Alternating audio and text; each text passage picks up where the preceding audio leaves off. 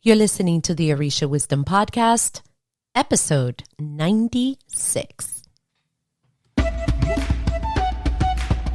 Welcome to the Orisha Wisdom Podcast, where growth and spirituality create an enhanced life's journey, balancing life with the wisdom of Egun, Ifa, and Orisha in our everyday lives. I am your host, Ivon.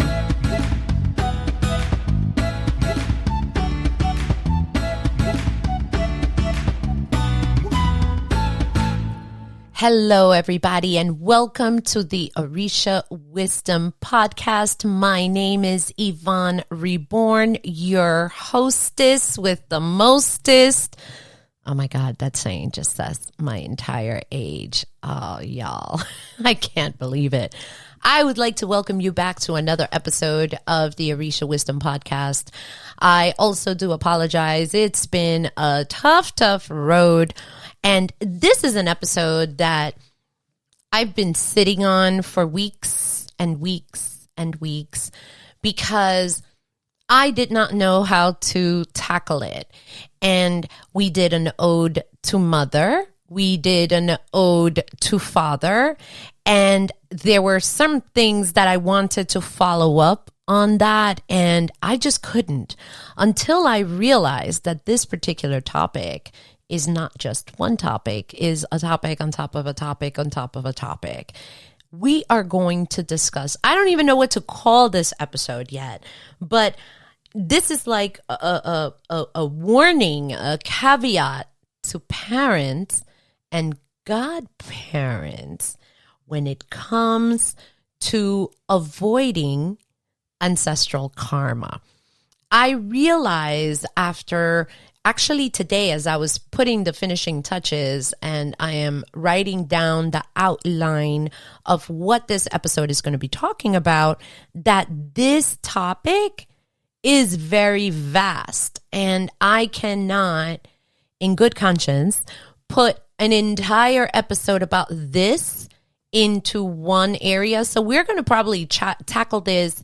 I was going to say try to tackle it, but we are going to tackle this in chunks, because life is not very easy to just think of from A, B, C, D. It's never in that smooth transition, but I have seen a lot of things and I would like to address some of them. Now, note that these are conversations that I have had. I'm going to talk about stories. I'm going to talk about things, but if you're one of those people who want to avoid karma in ways, we're going to tackle one area in the meantime today. Now, for all of you, I just want to let you know a couple of things right up front. I am going to be basically revitalizing the Orisha Wisdom community on Facebook. We need to have more discussions. And I know that I grew silent for a bit after everything that has happened, but the need is still there.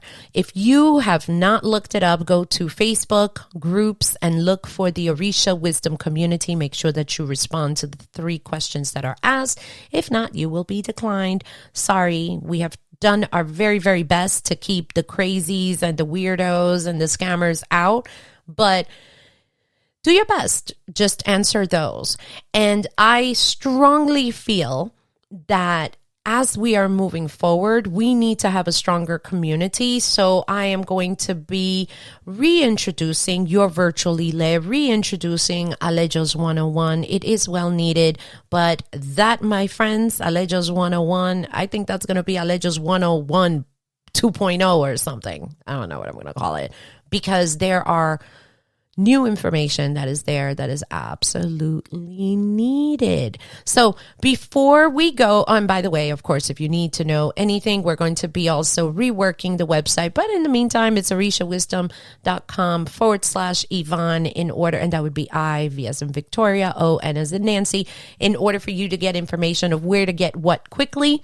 And in the meantime, before we get started in this nifty stuff, let's get to our sponsor for today.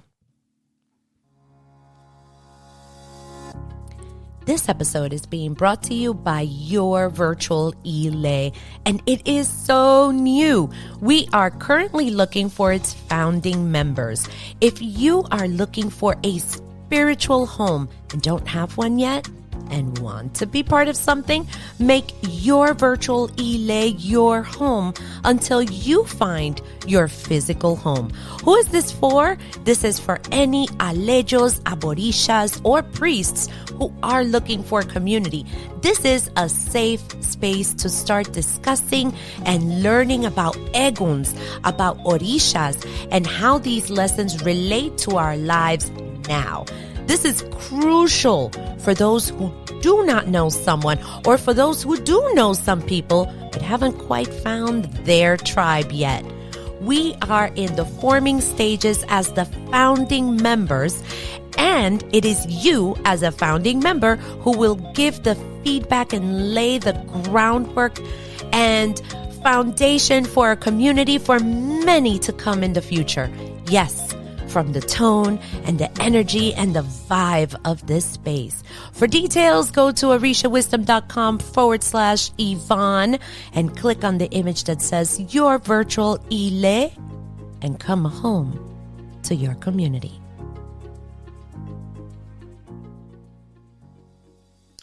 Well, there you go. See, I did post that website there. Let's get this party started. I'm going to ask everyone two things. Number one, ignore all the page rustling because I took a mad amount of notes. And number two, basically keep your mind open. Keep your mind open. We're only going to deal with one aspect of this topic, but I am very, very interested in all of your comments on this, especially with how many things have come forward. And understand that we're going to be talking about two aspects. As I stated before, this is a warning to all parents, mothers and fathers, as well as a warning to all godparents who have godchildren. So over here, when we're talking about godparents, we're talking about spiritual guides of sorts. I don't know, for example, in certain areas of the diaspora, whether they're called godparents as well. But I know that in the arena of Orisha here, we're talking about Lukumi. We're talking also even in Palo. We're talking about spiritual godparents. We're talking about that arena as well, because that's the word that we understand. And that is the word that I'm going to use just for this conversation. When we are born to a set of parents, right? Mom and dad, and understand, and please don't kill me, but I'm only from a single parent. We get that. But there were two, unless you were cloned. That's still another discussion we need to have on being raised by one. Dang it. So we're just going to talk about from that sense. As parents, we have responsibilities. Of course, we have the basic things: clothing, to feed, to educate, to nurture and support. And actually, some people will say that they don't even have to nurture and support, but we're going to put that in the basic needs here. So we make sure that your little butts have clothes on, and we feed you, and we're going to make sure that you're educated, and we're going to make sure that you're okay, that when you go to sleep, you don't have to keep one eye open because the tiger is going to eat you. We're going to make sure that you feel safe. That is what I consider safe parental boundaries. And think about it. We are now watching these children as parents to grow up, and we have a job. The job is extensive. We have to, hold on, let me shift this a little bit so that I can hold on to my papers a lot better. So we teach them so that they have the proper tools to basically fend for themselves in the world, so that they don't have to rely on mommy and daddy in order to survive. And I wrote here responsible. what it is to go adulting, right? How is it that you live on your own? How is it that you're going to learn to pay your bills on time? How to not only survive, but to troubleshoot and then thrive, okay? And I know, I hope that it's not written up forward, but over here, I had this conversation this morning with a very, very good friend of mine. And we spoke about it for a while, that sometimes in our zeal for loving our children, we give them everything and we do not prepare them for the future. So they feel entitled. And we were talking about my oldest son, and he is such a ham. And he and I were talking, and he's like, Mom, I get it now. Why you were, beefing so much about me not, taking too much toilet paper, doing this, and, all the stress about paying bills on time and blah, blah, blah. Now that he's on his own, let me tell you, he's not using that toilet paper the way that it was done before. And I'm sure y'all have seen videos online of when you live with mom and dad and you see a hand rolling out the toilet paper. And then when you're on your own, you see them counting 2 sheets and folding them into a tiny little square. It's funny. I know it's a joke, but this is exactly it. We have to teach them. We have to teach them if something goes wrong. What is it that you do first? What do you do second? You have to call the office. You have to do this. You have to do the other. Okay? These are part of, as parents, our jobs to do this for our kids, because there's going to be a point that mommy and daddy ain't going to be around. So you have to learn to fend for yourself and to really be able to be on your own, to be okay. I tell that to my little one all the time. I know you don't like me right now because I gave you a chore to do, but later on, you're going to have to do that and a lot more. And when I die, I don't want to be a worried egon coming around because you don't know how to take care of your room, for example. You know what I mean? So I do tell him that because they need to learn. Another job that as parents we have with our children is to have them emotionally open.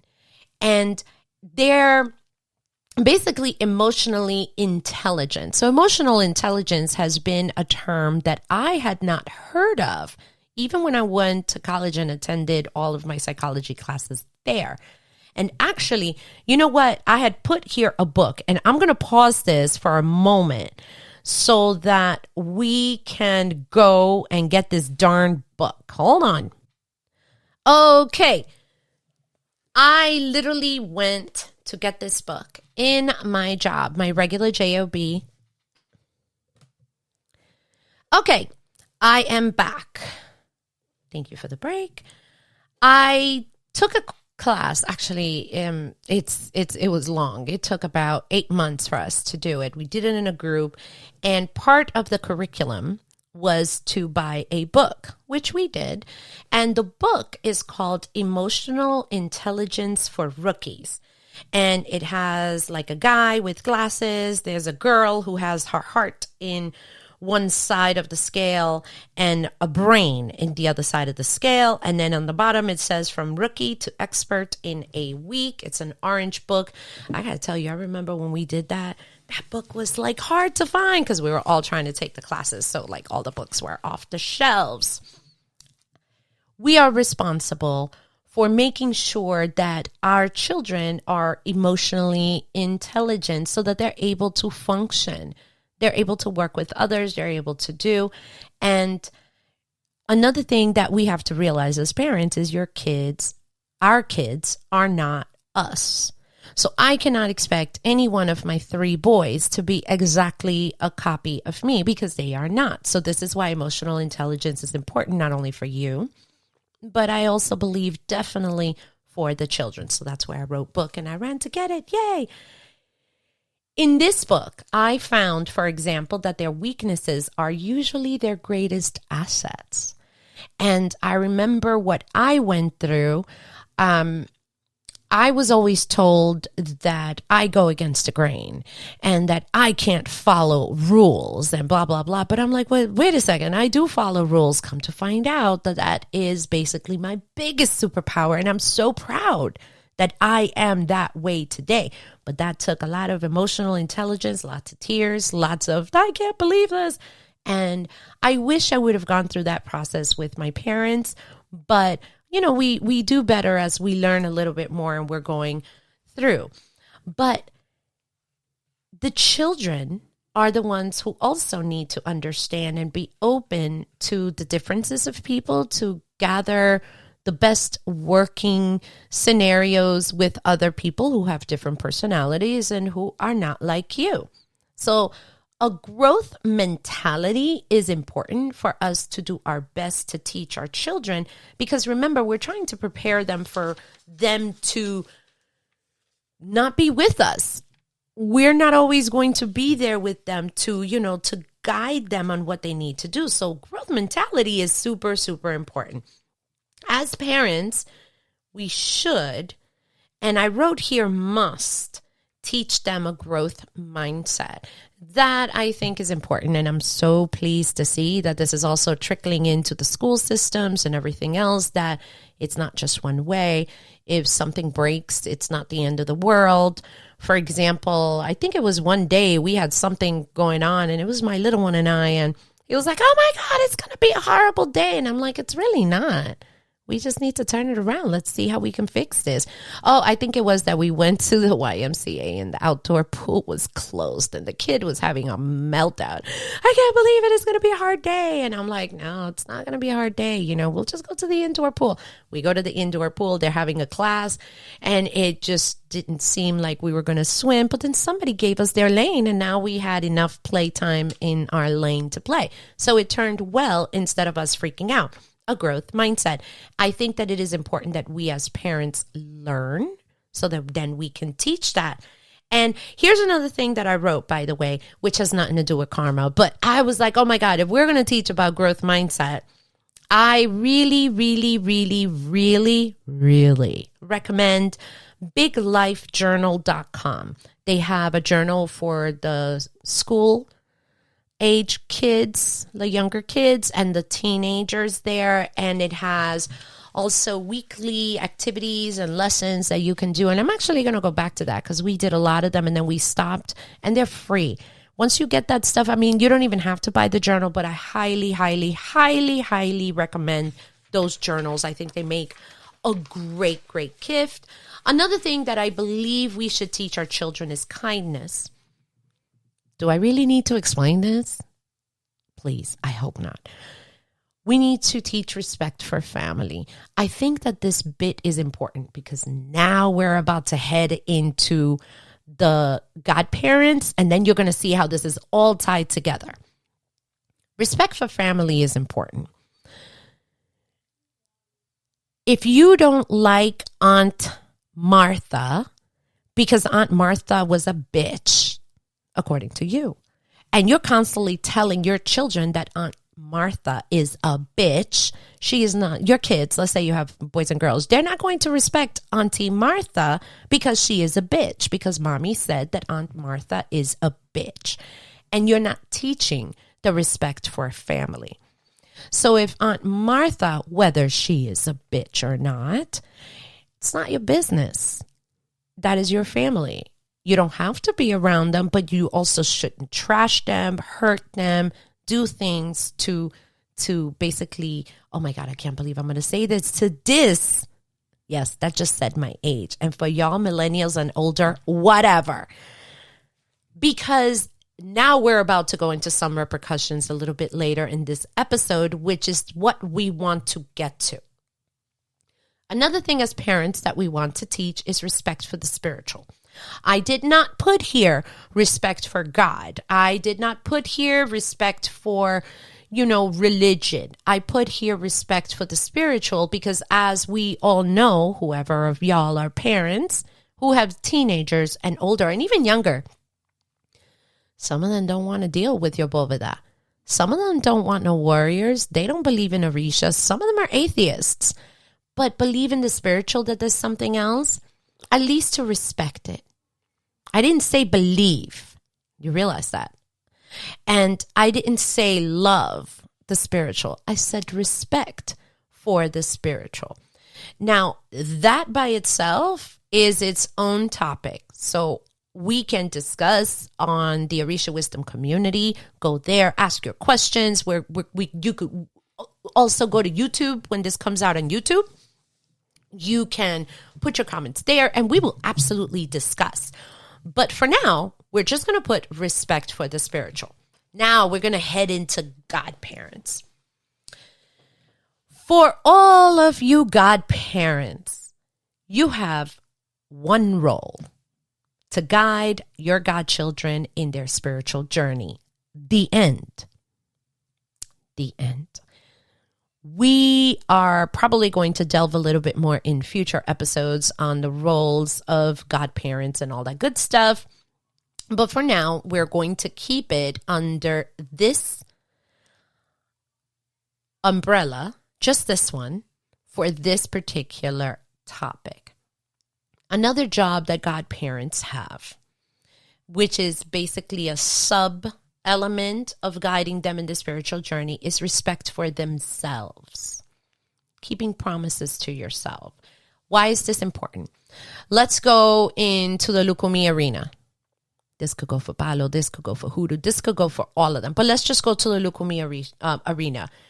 You have a godchild and you're going to read your godchild. You throw the diloguns. Your Alegba has spoken and gave them the advice of don't drink and drive. You gave that advice. And they're like, no, we're not going to do that. We're only going to drink, up to, 3 hours before driving, and that's it. And we're not going to drink and drive. You have to teach them to do their best to keep the promises to themselves, because that's going to be part of their journey. Does that mean they're always going to do what you say? Of course not. I'm saying what your duty is to teach them to respect for themselves, to keep promises to themselves. A lot of us, when I say us, I mean the godchildren, we come to you, the godparents, because our lives are screwed up. We just made a shit show out of our lives. I get that. I get it. But that doesn't mean that it has to continue that way. That is why I went to you, Baba or Iya, godparent, godmother, godfather, in order to help me basically get my life in order. We're talking about respect of the body, respect for the promises that we keep to ourselves. And when you are given advice spiritually, that should be something that if you make that promise, like, hey, remember last time you said you were not going to drink, Ivon, and drive? By the way, I don't drink and drive. Just in case. And you did it, and you hit your car on the post, and your basically car split in half. You're lucky to be alive. Maybe that's whatever. You have to point that out and teach them. Here are a couple of things. Respect for their spirituality. So if you have a godchild, any godchildren, and let's say, okay, we're gonna stay in the Lukumi one, and you have to help them understand, teach them to respect their spirituality, to respect their warriors, to respect their lekes, to respect their godparents, to respect their elders, to respect their eguns, to respect those things. That is your job. Oh, see? And that's the next one, to respect their elders. You have to teach them. What does that mean? That doesn't mean that elders are going to come in and crap on the godchildren. That's not what I'm saying. And that they have to take it. No, but respect for them. The way you speak to them, the way you treat them, what happens during an anniversary. You know what I mean? This is your job as godparents. You also, as godparents, have the job to have respect for the process. So I have absolutely over and over, and I still think I will always be singing this song, that this does not happen overnight. It's very rare. It is so super ultra rare that a person comes in for a reading and they're making ocha in less than a month. That is extremely rare. I've only known one person in life, not a story, one that this has happened to, just one. Nobody else. It is that rare. But respect the process. Respect that you have to go to your reading. Respect that you have to receive things first, then you have to learn how to deal with that. Respect that you have to basically learn a prayer or two. Respect that you have to learn the songs. Respect the process of the journey. Another job for godparents is to teach their godchildren respect for their lineage. Respect for their lineage. I don't think I need to specify that. Respect for the line, their elders, your elders, who made you, all that good stuff. Respect for the lineage. Your job is also to help them and help them to teach them respect for their initiations. This is important. There are a lot of people who get initiated into medio mundo, and now they have a bunch of initiations and they don't know how to work with it because they went from one to the other, like boom, boom, boom, boom, boom. This is not a video game. We're not collecting initiations. Your job is to teach them the respect for their initiations.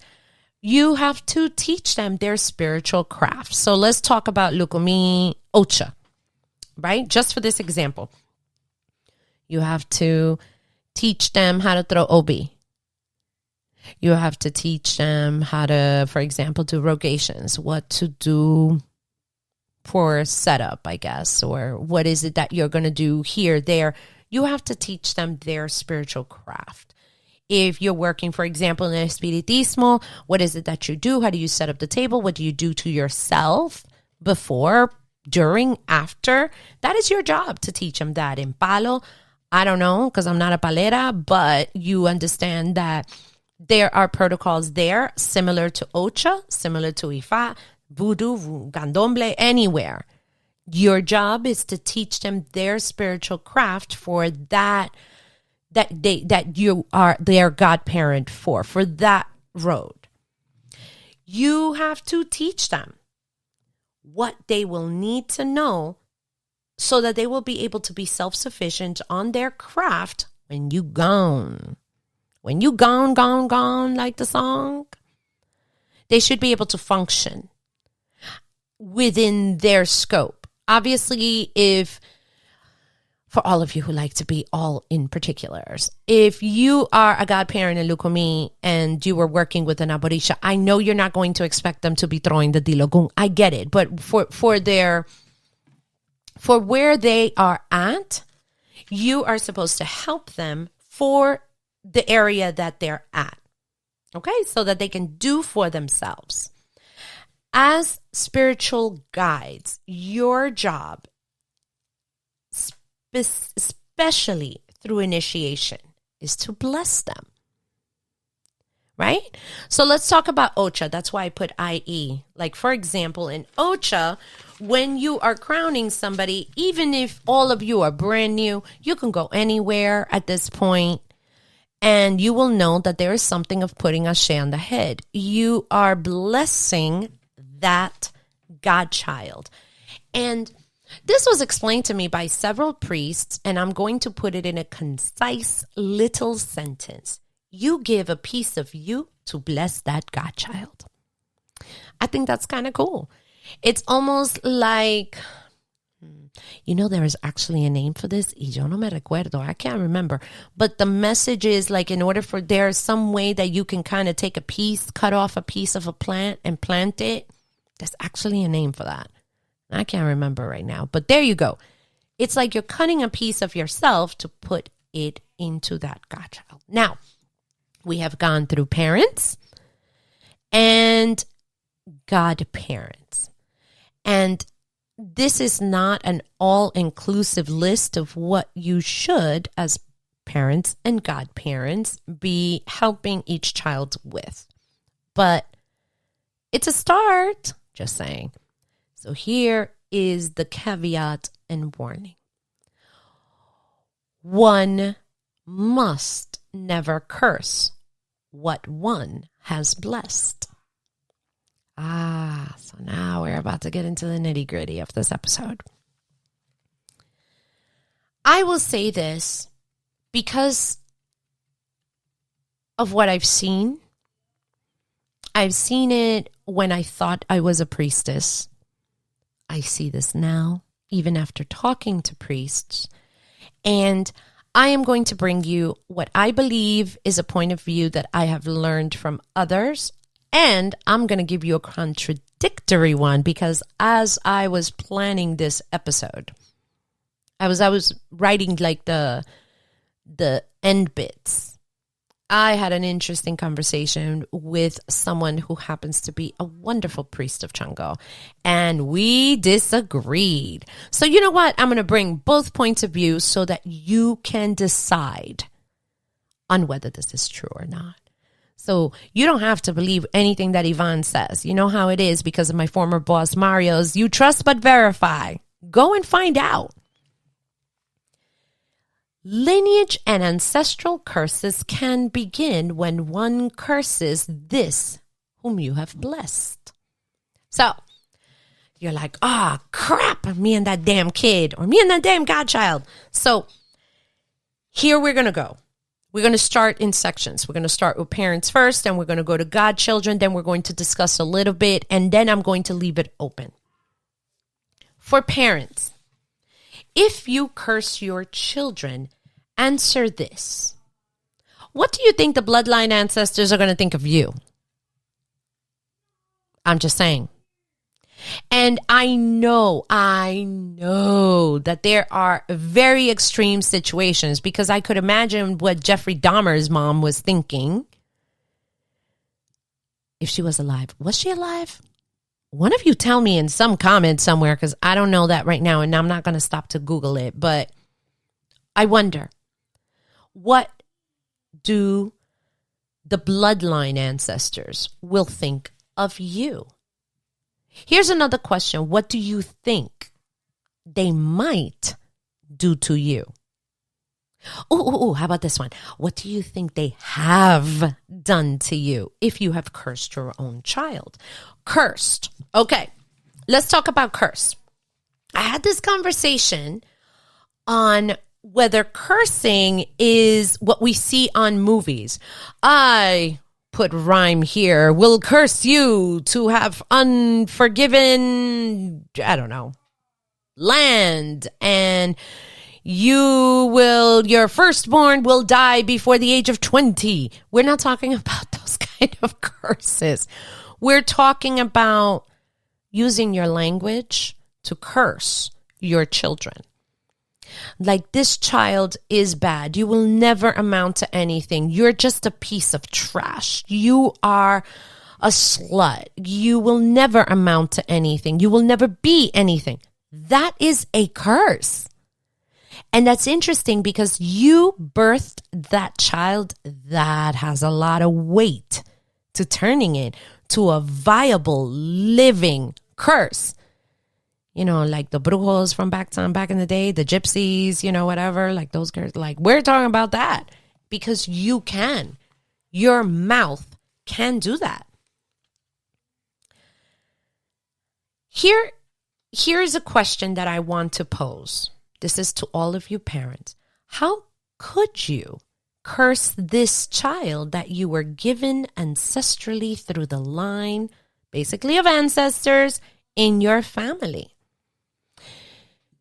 Think of it, I can't even use, because it's not a correct analogy, but I'm going to use it anyway just for the sake of time. What if you're giving a puppy and this puppy is a disaster? This puppy doesn't know how to behave really well. This puppy is peeing, barking, biting, chewing. He is destroying your chancletas and your shoes and anything else, right? But you chose to get that puppy. You chose to get that puppy. You chose to bring that puppy into the house. You know that puppies are going to do that. Why would you then be like, this damn effing puppy, I'm going to kill him, right? You chose. And like I said, those are apples to oranges. I understand that, but I'm bringing an example. This was your choice. Now, I don't want to hear, but this was not really my choice. I was born. We're not talking about that. And even so, you have taken the responsibility for that child. So once you, as a parent, chose that right to become that child's parent, that is your job. Yeah. Don't hate me. I can only imagine the lovely messages I might get from some of you, but I want to put this out in a general way. Please don't kill me. When you do that, you are this, you are that, you are ugly, you are fat, you are this, you are creating something interesting in that child. You're basically pooping on the ancestral line because that is the child that is coming from you. I'm just saying. There's a lot more, but for the sake of time, because I don't want to make this super, super long, I'm going to go move on to godparents. There is the issue of, okay, let me back up a moment before I start with this. I love the term godparent because godparent, when you get to that, that is our choice to choose a parent. We believe we chose our parents in heaven, but through the birthing process, obviously we forgot all of that. And they're like, oh my God, why did I come up? Why was I born to this horrible family? But you chose it. So we're going to forget that for a moment because now we're going to touch on godparents. This is where there is a choice. You choose your godparent, but the godparent also chooses you. Okay? When you decide, I'm going to curse this godchild, and we're going to get into that in a moment. There is the issue of that godchild's ancestral line. You could be pissing them off. I'm just saying. There is the issue of that godchild's spirit guides. Oh, boy. You could be pissing off a crap load of egons. Many of them could be elevated already. I feel sorry for you. I'm just saying. I really do. Because crap could happen to you because if you're in this long enough, you're going to see things that belong in epic movies of what egons can do for you, can do with you, can do to help you. And so you decide as a godparent that you're going to work on a godchild that, let's say for this example, you've crowned. And I think it's up on the front, so I may have to just go over it. What do you think their things are going to do with you? Now, I put, because I know that I wrote it down up a little bit ahead. I'm going to use the example. We're going to stay within the Lukumi just for this example. What do you think that the spiritually shared Orishas, for example, are going to think of you, are going to do to you? If a godchild comes to bring Plato Cocobela to you, to your Orisha now has sort of like a responsibility of sorts to that godchild. And now you decide that you're going to trash that godchild, work that godchild, ebo that godchild, ban that godchild. What is that called? 8-ball, right? Is it black ball? I think it's black ball, right?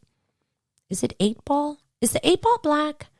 Whatever, the black ball. That means that you're going to totally put that person down to the ground, but this is the person that you place sachet on their head. What do you think the Orishas, the Egons, the spirit guides are thinking? May or may not do. What I am learning, and I have to say this past year and a half has been a really advanced lesson, like very fast paced on what spirit can do for you. It is shocking. I have seen some stuff. I have heard some stuff from both godparents and godchildren that is scary as hell because of misbehaviors that have been done on both ends. But think about it. Let's say you have a godchild and let's say that godchild is a child of Yamaya or Chango. Actually, any of the Orishas, honestly, they don't like anybody messing with their children because that is a different type of relationship. You are their godparent, but the Orisha, I guess, is like their heavenly parent. What do you think is going to happen there? Did you forget that there is that relationship, that there are ancestral egons, the spirits the ones that have died from their family line, what about the spirit guides? What if you don't even know? Because we don't even know half the time that there are eguns that are many generations back that you don't even know their names, and then they show up. You pissed them off because they're coming here to protect their line. You forgot about that? I think we need to remember that.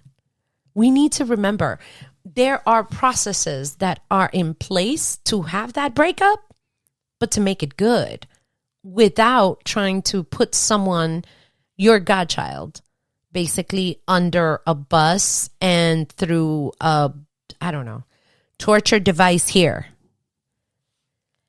You, as godparents and parents, could create inherently a debt with either of these entities or all. I decided to look for this episode, the definition of karma. Based on our holy scriptures of google.com, karma is defined as the sum of a person's actions in this and previous states of existence, viewed as deciding their fate in future existences. Think about that for a moment. And in our traditions, we do have something as ancestral karma that has placed. I've seen readings where that has come up.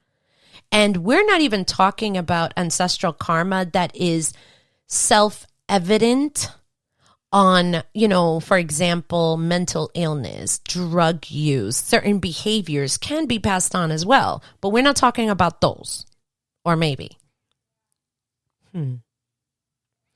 So remember when I said that I was having a conversation with someone that I absolutely love and respect? He's a child of Chango. Kabiasile Baba. We had a disagreement. But since this is a learning podcast for all, I'm going to put this out there and this point of view because I think that we all are here to learn, to discuss, and get better. My thing was, hey, I'm working on this episode right now, and the episode is about ancestral karma. He's like, nope. He said, nope. He said, Ori. So we're going to talk about Ori. Ori is your highest self. It is your own personal Orisha who knows you by name. Everybody has one. Trust me, you all got your own stuff. So this is why I wrote. Some believe that every experience has been pre-written by Ori, even the bad ones. Now, I even wrote down as we were talking, I'm not sure if I believe all that. I'm not sure if I believe all of that because I believe in something called free will. And this is where I literally wrote down what he said. So, Baba, I don't have your permission to put your name out here. If not, I would have because I was literally working on the podcast. But I'm definitely going to forward this to you so that you could see your arguments on podcast episode. Anyhow, some believe that let me just make sure. Okay, it is right. Some believe that if you agreed in heaven to go through a horrific experience here, that the perpetrators will not have to pay for anything, as this was not a debt since you agreed. This is where I am agreeing to disagree. And I'm going to put here, this topic is very expensive to put under one episode because if not, honestly, I think we would be here hours and hours and hours to the point where I run out of saliva. So we're not doing that. So we're going to chunk it down. And he's explaining to me that Ori has pre-written each situation, that it is not true that we have just free will. And as he is explaining, I said, wait a second. You're saying that Ori is choosing each and every situation. honestly, I don't know if I agree with this because there are too many variables that are going on. So if we are around hundreds of thousands of people throughout our lives and they all have free will, have they pre-written every single thought, every single action? I don't know. But then again, I have never seen the Akashic records, at least that I could remember, for me to even understand if this is true or not. So I am putting both of these out there. And as we were talking, so he was explaining to me why that was said, which is a personal experience. So I will not share that, not my story, and I don't have permission to share it. But I said, wait a second. Is this like the Choose Your Own Adventure books? For all of you, I don't care if you're adults, but if you have children, I don't care who you are. I don't care what age. I highly recommend those books. They are so much fun to read. So it's like, oh, you're here walking on a path and you see an apple and on the right you see a turtle. For apple, go to page 24. For going to the turtle, go to page 52.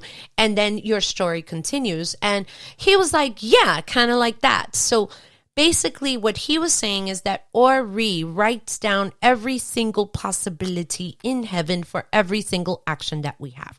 On this part, I don't know if I agree, but you know what? I respect him as a person, as a priest. I don't see it yet. So maybe, a couple of years down the road, I will recant this. But as of now, I just think that we do have some free will. If this is true, I remember I wrote that down. If this is true, we should do our best to choose the best adventure for our road here on life's journey. So I still feel that there is an aspect of free will. So you have a bad godchild. This godchild is the worst. This godchild doesn't listen. You tell her to not drink, and now she's driving through posts because she's drinking while she's driving, and she shouldn't be doing that, right? Now she tossed up her car, and now she loses, I don't know, something. She loses her child because she was drinking and driving. Was this pre-written or not? And I think that this is too vast to get into this particular episode. So I am going to just go with the fact of what your choice was, what your role was. Let's say that parents and godchildren have pre-written their own adventures, quote unquote. We should do our best to make that best choice for the person that we are dealing with, as well as for ourselves. To not just make good with our ancestral line, with our lives or maybe our future lives, but also with the children and the godchildren that we are working with. I told you guys are going to hear because I took a lot of notes. This was terrible, but I love it. My question is, was this outcome meant to be? So, in essence, the disagreement was, yes, this was meant to be. My answer is no, it could have been changed. I refuse to believe that it was always meant to be that a child is cursed by their parents. When there was a choice somewhere to not do that, there are a lot of repercussions to curse a child. There could be mental health issues that now are born from it. There could be behavioral things. There could be mental. They could be physical things. They could be bad habits. It could be so terrible based on, let's say that you're calling a child fat all the time. You're fat, you're fat, you're fat. Believe it or not, that could turn into something. Now that child has a real, issue with food or with their body image, and it stems into a whole myriad of other things. So when there was a choice, maybe we had a point there to not do that, bad thing. Or that it was okay or meant to be that a godparent, for example, after crowning someone, just decided, let's say that they break up. It didn't work out.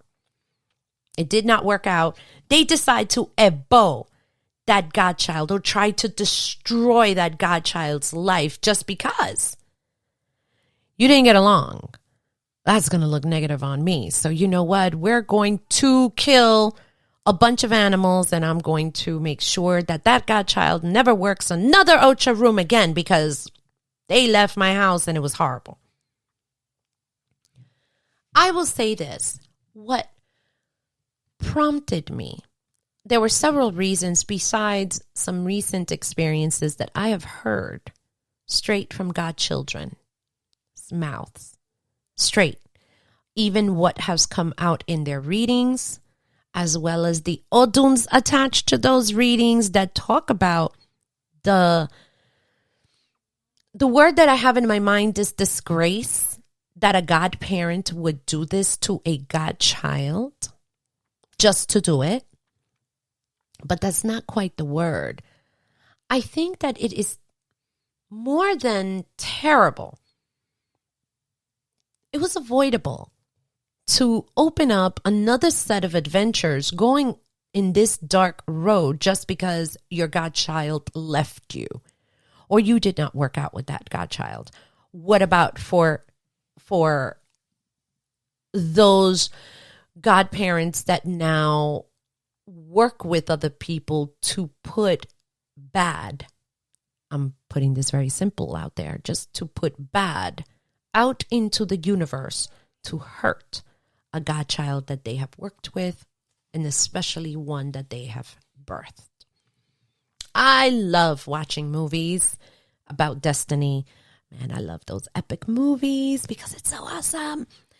And what I've learned is how destiny was written, but it had been changed by the choices of the people, the protagonists of the movie, by their choices, by their changes in beliefs, by seeking help. I believe that, and this is why I don't quite exactly agree with the Baba that I spoke with today, because from what I understand, your date of birth and your date of death has been pre-written, but the blank the middle is just a blank that you can fill. But I am open to the idea that every single possibility has been rewritten. Honestly, I've never seen it, so I don't know. Something else that he mentioned to me is that we humans here on this plane see bad things as bad, but that the spiritual and the spiritually evolved, this came from spirit, I'm not saying who, but this came from spirit, they don't see it as bad. It's just something that needs to happen to learn a lesson for whatever thing. And here's something else that he was arguing. So I want to make sure that I put this out there just so that I can spark conversation. Let's say that I am the bad godchild, or I am the godchild who was done wrong. His point of view is maybe you agreed to that. Or maybe you were just bad before and you had to learn what it is here. Maybe you were a bad, godparent before, and you came here to learn this lesson. So it was predestined for you to do that.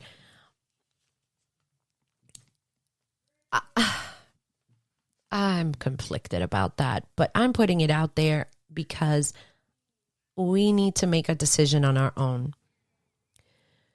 Some people believe, and I'm going to talk about Christians because I was raised Christian. So those of you who have Christian background or who are Christians, you might understand this. It is God's will.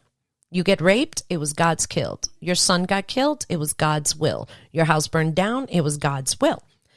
If we believe in free will, we can choose to do better for our children and God children.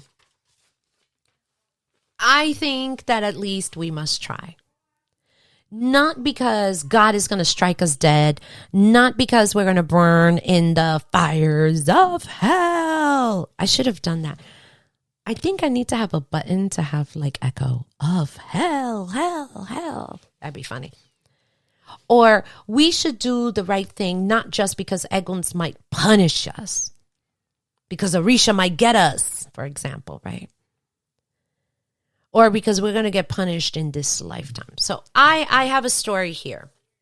This has to do with one of my babas. And one of my babas, I remember I had to do something there.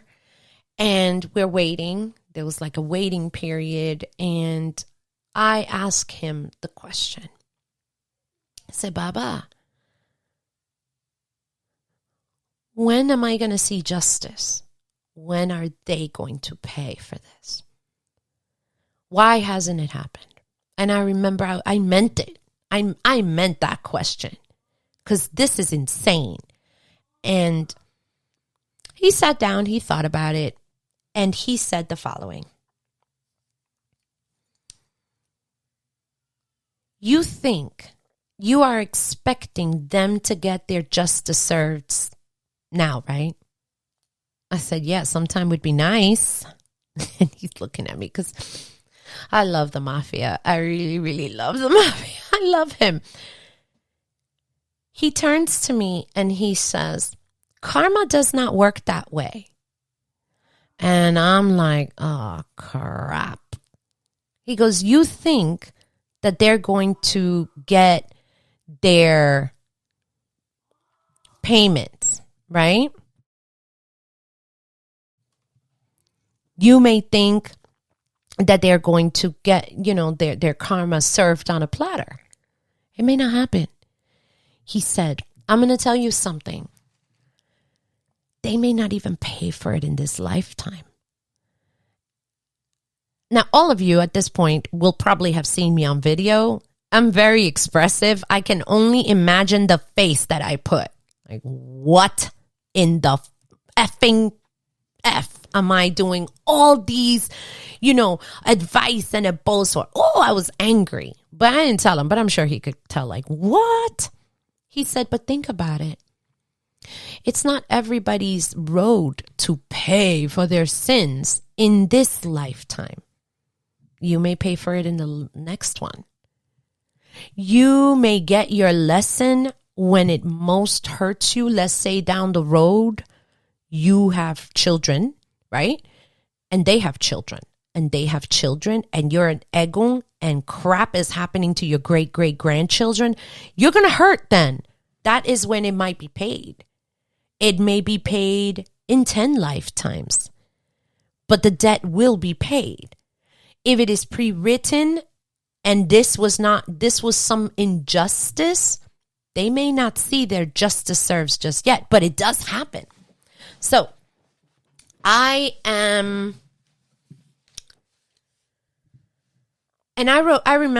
wrote this in my notebook, or watch a loved one pay for it later. And you'll know that this was because of something you have begun. I didn't put it here. Have you seen those movies? Oh my God. I love watching like supernatural movies where like, why everything is going wrong? It's because my great grandparent did this. And now we're screwed in this lifetime. And now we have to clean up their mess. And of course, a movie happens, AKA show Charmed. Listen, I like my witchy movies sometimes. But it's just as an example. And this also disagrees with what the other Baba said. So I'm bringing up these points of view to help us. But at the end of the day, I really do believe that we are in a space. We have the capacity to do good. We do. Does that mean that we're going to be pushovers? No, hell no. I'm not saying that, but we have the capacity to do good. We should strive to learn our lessons in this lifetime so that we don't have to have repeats, to pay, or watch outcomes which could have been avoided if we would have done the right thing. We could do the right thing for the evolution and progress of ourselves first. I strongly believe that this should be number one. I also find as a parent, I didn't write this in the notes, I'm going to put this down for a moment, that I find it harder to do something for myself, but I find it easier to do it for someone else. It's so interesting, especially in this past year and a half has been a challenge times a couple of numbers. And they tell me, for example, you have to take care of yourself, right? They've always come up and tell me that. And I'm like, I really don't want to. Sometimes it is so, I don't want to. I just go on autopilot and I don't want to. But interesting, I have to do something for a friend or a family or, my children, and I'm fine with that. I get up and do what needs to be done because it's easier. You have to find what motivates you. I don't know what motivates you. I'm still trying to figure out what motivates me. So we're on the same boat. As parents, though, as godparents, I think we have the capacity, we have the tools, we can ask for help to better evolve. And it's funny because I was going to write the word enlighten and I took it off. I have an interesting way of how I feel about that word. If you are a parent and you decide you're going to curse your child for whatever reason, there can be many repercussions that come from that. You, in your lifetime, may not even see the results of your actions, but they're coming. They are coming. Think of it like this. For those of you who have had a tumultuous relationship with your parents, how much therapy have you gone through? How has that affected your parenting? How has that affected your relationships? How has that affected your job? How has that affected your body image? How has that affected your self-esteem, your self-worth? There are prices that are paid based on your actions. Now, for you godparents, you decided to abode that godchild? Wonderful. How do you think if that got out, any of your future godchildren are going to feel about you? Do you think, I know I'm not choosing somebody that I know has abode someone. Not going to happen. That is a no-no. What about, how do you think that is going to affect those godchildren that you decided to do that to? Maybe they're going to think that it's okay and they're going to hurt other people. Congratulations, that's your new legacy. You should feel proud. What about if they decide not to? They decide now that they're going to go be, Jehovah's Witness. They're going to go to church. When they could have been a beacon of light for many other people and for the lineage. Congratulations. You helped to do that. I don't think that there is nothing with the reverse, but we're not talking about that right now. So I don't want to hear it. It's like I can hear people, but the godchild, blah, blah, blah. I get it. We're not in that topic. But my daughter did this. Let me tell you, my poor parents. I was impossible. Especially as a teenager, I was not a piece of cake. And I'm paying for my own actions to that now. I realize the weight of that. So hopefully by this point, lesson learned on my end. So I'm not talking about the children and godchildren's behavior. We're only focusing on the parental and God. Is God parental? God parenting? Actions towards their godchildren. When you do these actions, it's a ripple effect. Are your actions going to have and create a positive ripple effect or a negative one? And people are still talking about stories of priests from long, long ago. And they did this, whatever. So I'm going to pass this along to my godchildren. And their godchildren are telling the stories like they were there. But this is a legacy that they have left of good deeds or bad.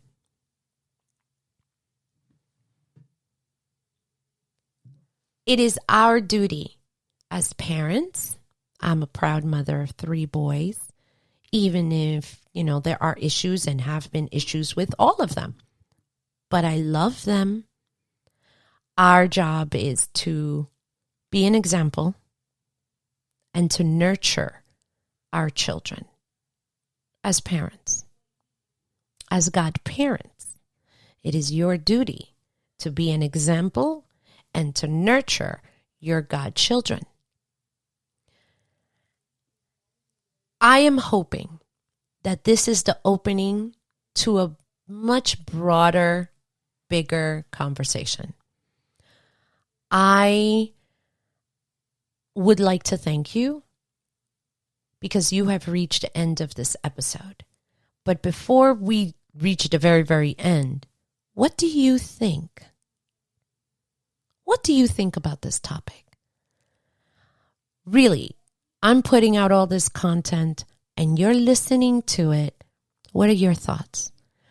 Leave me comments either on YouTube, on, iTunes, on Google Podcasts, wherever it is, on Facebook, wherever.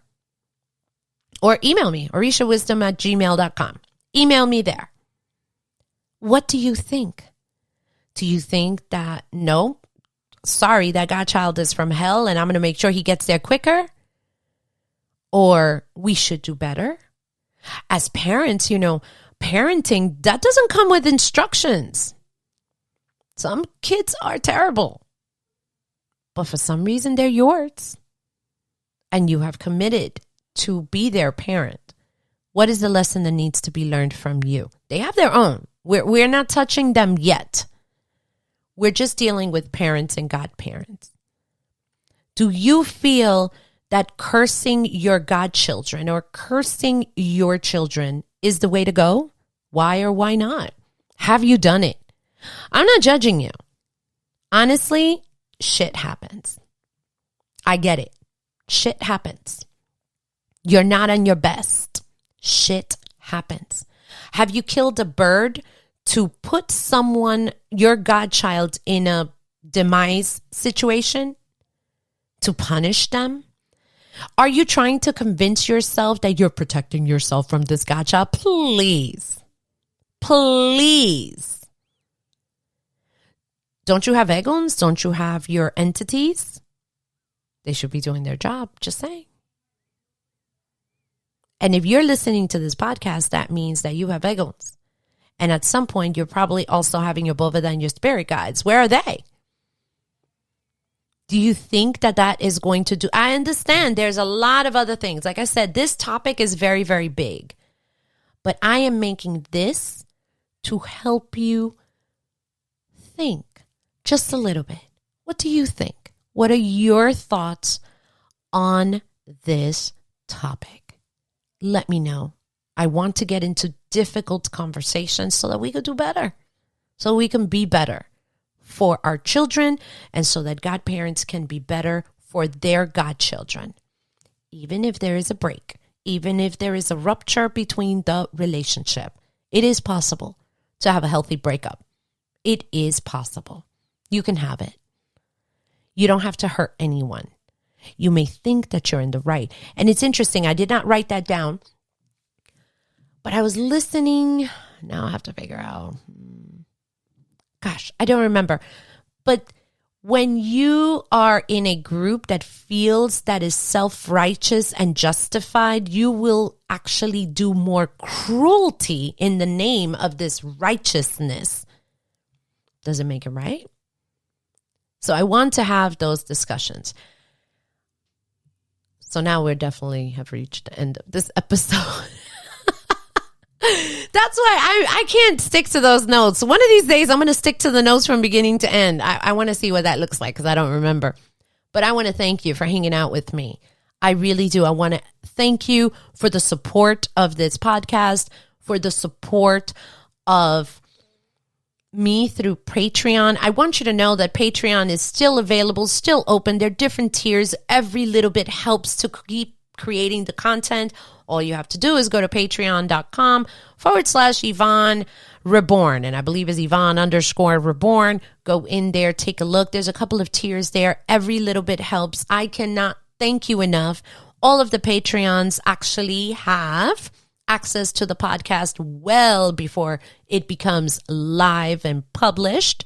And I have added them recently to a lot of the calls for YVI or Virtual Ile, where we have live discussions and learning. And many of them, we have priests and guest priests. And I'm very, very excited about that because I want to make sure that the information that is going out is as accurate as can be. I love listening to all of the priests who have shown up to any of our calls or events or classes or whatever. I want to say a huge, huge thank you to you all. You have no idea how grateful we are. I have gotten messages. There have been connections made. There have been ochas that have happened from that. I am super, super blessed and excited to see those connections flourish. And I'm very, very grateful. Let's see. I'm trying to remember all the stuff because I don't even have like the finish line, but this will come out on YouTube. If you have not subscribed, make sure you do that. Click on the little bell icon and blah, blah, blah, blah, blah. I am making sure that that just stays very religious based. And we're going to be doing a couple of changes moving on. I just haven't quite decided where I am going to do what to, but changes are coming. I think YouTube is going to stay the way that it is. It's going to stay very, very Orisha oriented, the Orisha Wisdom channel. That is going to stay that way. So as the changes are coming, I will be sure to let you know. Again, I cannot thank you enough for hanging out with me. We are going to be tackling a lot more of these difficult conversations. For example, when children curse their parents, when godchildren curse their godparents. We're going to be talking about that. We're going to be also talking about certain behaviors. And I was supposed to do this interview much earlier, but man, life happened. But things are still happening, and I think that's what woke me up to get up and make the recordings. People still are going through stuff in the religion. You think that my story was the only one? It isn't. There are a lot of people that are getting screwed over, and they need to have a way of figuring things out as they're moving along. So that's what's pushing me forward. I am so grateful for all of you. Remember, you're interested in a place. We are still looking, and I'm looking to make changes to your virtual Ile. So again, go, go, go. That would be so wonderful because when it gets to where it's going to, it won't be $27 anymore. I'm just saying, take advantage now. And I wanted to thank you so much for hanging out with me. So much. For more information, go to orishawisdom.com/Ivon. I, V as Victoria, O, N as in Nancy. Get your info there. And until next time, may the elevated ancestors and all Orisha bless you and take you literally straight to your destinies. Odabo. Thank you for listening to the Orisha Wisdom Podcast. Be sure to check out the show notes at orishawisdom.com/podcast. Can't get enough of Orisha Wisdom? Check us out at orishawisdom.com and subscribe to our community. Remember, the wisdom of Egun, Orisha, and Ifa is all around us. Be blessed, and until next time.